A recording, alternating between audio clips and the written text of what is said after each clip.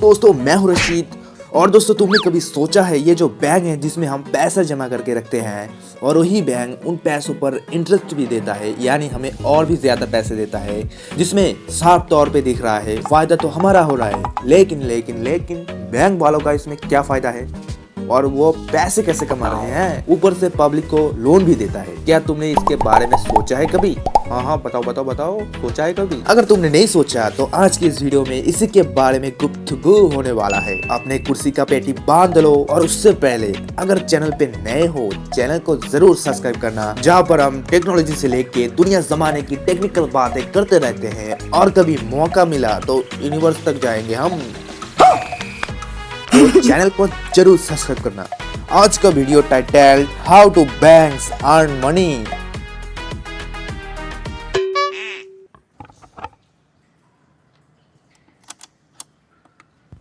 Y así fue como ganamos nuestra primera batalla en nuestra primera noche. Como si esto fuera una red de pocholo, ¿sabéis? ¿No? Chiquipum, chiquipum, chiquipum, chiquipum. तो यार एक बार सोचो, ये banks आखिर आपके पैसे के साथ करता क्या है? ऐसा तो नहीं ना कि वो आपसे पैसे लिया और एक बड़े से लॉकर में रखकर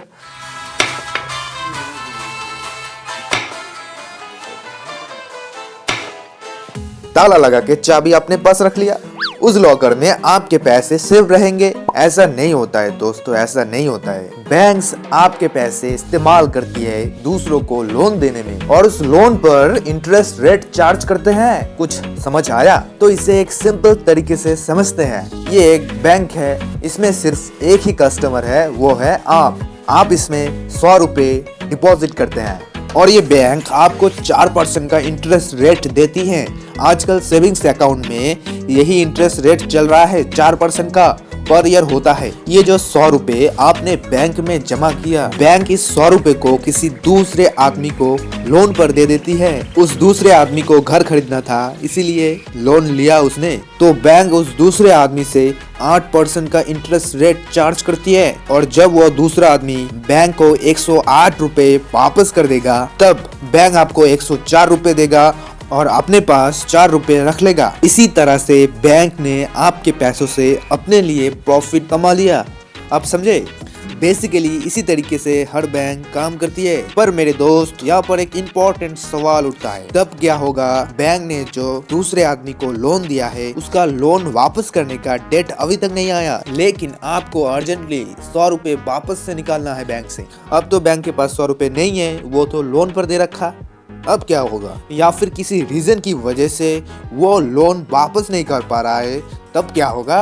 आपके पैसे तो फिर गए। ऐसी सिचुएशन बैंक के लिए काफी मुश्किल होता है और बैंक्स में तो ऐसे बहुत सारे लोग पैसे जमा करके रखते हैं, तो उनका क्या होगा? क्या उन सारे लोगों का पैसा गया? नहीं दोस्तों, नहीं, रुको। तो इसी रीजन की वजह से आरबीआई ने एक रूल रखा कि जितना भी पैसा बैंक में डिपॉजिट किया गया है उसका 4% पैसा बैंक को अपने पास कैश रिजर्व में रखना पड़ेगा और इसको कहा जाता है कैश रिजर्व रेशियो। और ये रेशियो टाइम के साथ बदलता रहता है। और इसी तरह के एक और रेशियो है जिसका नाम है स्टैट्यूटरी लिक्विडिटी रेशियो। अभी के समय में ये 18% है। ये वो रेशियो है जो आरबीआई अन्य बैंक से कहता है कम से कम इतनी % डिपॉजिट किया हुआ पैसा तुम्हें वहाँ पर डिपॉजिट करके रखना होगा जहाँ हम करते हैं, जैसे कि गवर्नमेंट बॉन्ड्स में इन्वेस्ट करना, गोल्ड्स में इन्वेस्ट करना, सिक्योरिटी में या फिर पीएसयू में इन्वेस्ट करना। मतलब कि 4% प्लस 18% इक्वल टू 22%। पैसे को अगर भूल जाओ, बाकी जो 78% डिपॉजिट किया हुआ पैसा बैंक लोन पर दे सकता है अपने प्रॉफिट कमाने के लिए। अब आप पूछोगे क्या होगा अगर सारे डिपॉजिटर एक साथ बैंक से सारे पैसे निकालना चाहे तो क्या होगा? तब मेरे दोस्त बैंक फेल हो जाएगा, क्योंकि किसी भी बैंक के लिए ये पॉसिबल ही नहीं होगा। जैसे कि मैंने कुछ देर पहले ही बताया था, बैंक के पास सिर्फ 4% पैसा ही रिजर्व में रखा जाता है, बाकी 18% इन्वेस्ट में और जो 78% बचता है वो लोन में चला जाता है। लेकिन दोस्तों चिंता करने की कोई बात नहीं है, ऐसा कभी रियलिटी में नहीं होता है, या फिर पैनिक होकर सारे पैसे निकालने मत जाना। लेकिन हाँ, एक चीज जरूर होता है, बैंक एक साथ बहुत सारे लोन दिया है